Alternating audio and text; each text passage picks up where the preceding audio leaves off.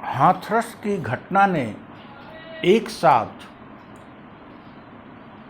हमारे देश की तमाम कमियों को उजागर कर दिया है। इस घटना से एक बालिका, एक महिला, एक पुत्री, एक बहन की न केवल इज्जत लूटी गई, उसकी हत्या की गई, उसके साथ नृशंस व्यवहार किया गया, अपितु इसके बाद में जो घटनाएं घटी उसने देश के लोकतंत्र की, देश के सरकारों की, देश के पुलिस की, मीडिया की, राजनीतिक कार्यकर्ताओं की और जनसामान्य की भी कायरता की पोल खोल दी। इस घटना में इतने ज्यादा अमानवीय पहलू जुड़े हैं जिससे लगता है कि यदि हम संभले नहीं तो देश गर्त में जा सकता है। आश्चर्य की बात, कल से मीडिया में कहा जा रहा है सरकार ने अनुमति दे दी है 5 लोगों को जाने की, मीडिया को जाने की। जिस लोकतंत्र में मीडिया को कहीं जाने की अनुमति लेनी पड़े, जिस लोकतंत्र में किसी पीड़ित की सहायता करने के लिए, किसी से संवेदना व्यक्त करने के लिए, किसी की सहायता देने के लिए अनुमति लेनी पड़े, उस लोकतंत्र का क्या अर्थ है? यह उत्तर प्रदेश की निकम्मी सरकार यही सब कुछ कर रही है और आश्चर्य, देश का राष्ट्रपति, देश का प्रधानमंत्री, उत्तर प्रदेश का राज्यपाल मूक दर्शक बना हुआ है। राहुल गांधी कांग्रेस के नेता हैं, लेकिन वे भारत के नागरिक भी हैं।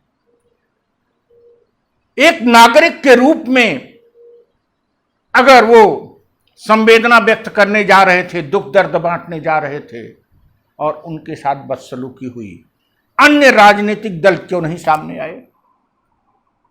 क्या हर राजनीतिक दल किसी घटना पर किसी को सहायता देने के लिए, किसी पीड़ित तक पहुंचने के लिए यह देखेगा कि उसका नेता जब उसके नेता के साथ जब बदसलूकी हो तब हो जाएगा?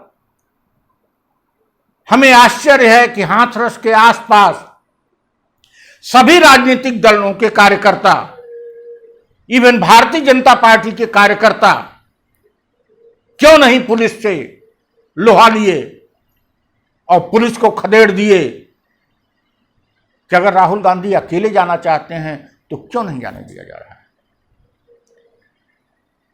संविधान की आत्मा की हत्या हुई है। योगी से परमिशन लेके हम हाथरस जाएंगे कि नरेंद्र मोदी से?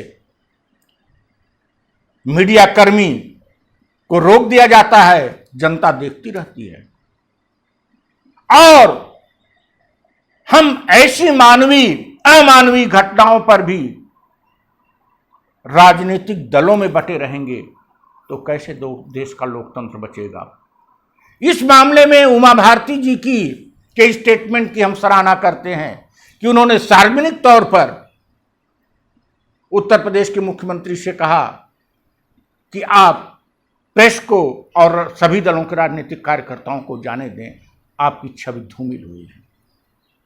लेकिन न तो प्रधानमंत्री का कोई स्टेटमेंट आया और न अन्य किसी दल का आया। ऐसी स्थिति में पीड़िता की लाश जला दी जाती है, आगे कोई प्रमाण नहीं है। पीड़िता को जिला प्रशासन द्वारा धमकाया जाता है, गांव को पुलिस छावनी बना दिया जाता है।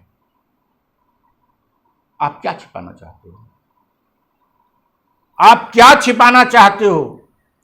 आप क्यों नहीं ट्रांसपेरेंट हो? और जब दबाव बना तो सीबीआई एसआईटी क्या इंक्वायरी करेगी? जो पुलिस मुख्यमंत्री के इशारों पर नाच रही है, जो पुलिस मुख्यमंत्री के इशारों पर इनकाउंटर कर रही है, जो पुलिस मुख्यमंत्री के इशारों पर गाड़ियां पलट दे रही है, जो पुलिस मुख्यमंत्री के इशारे पर सबसे बड़ी पार्टी के नेता का कॉलर पकड़ ले रही है, उस पुलिस की एसआईटी से आप क्या उम्मीद करेंगे? निश्चित रूप से पीड़ित परिवार की यह मांग कि एक सर्वोच्च न्यायालय के न्यायाधीश की देखरेख में इसकी जांच हो, जायज है। वहां के जिलाधिकारी को किसने आदेश दिया धमकाने का?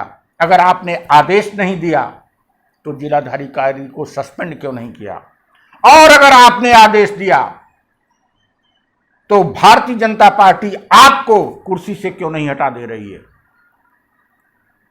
इस प्रकार से अगर लोकतंत्र को बचाना है तो अब तो एक ही रास्ता है, जनसामान्य आगे आवे और जनसामान्य इस लोकतंत्र की रक्षा के लिए ऐसे भ्रष्ट, ऐसे अमानवीय, ऐसे संवेदनहीन राजनेताओं को कुर्सी से कॉलर पकड़कर उठा के बाहर कर दे।